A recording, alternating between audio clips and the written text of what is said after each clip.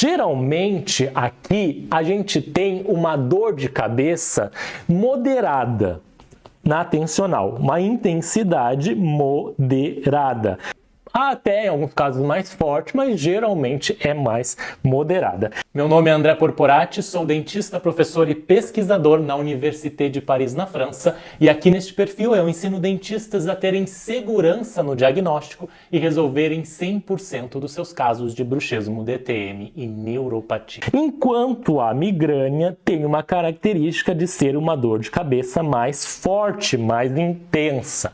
Lembrando que a experiência de dor é algo particular. O que para uma pessoa pode ser fraco, para outra pessoa pode ser intensa. Então jamais vamos julgar a dor do paciente, do nosso colega, tá bom? Porque a dor é uma experiência que cada um experiencia diferentemente. Se você quer saber mais sobre isso, escreva ATM aqui nos comentários para receber uma aula completa sobre o assunto.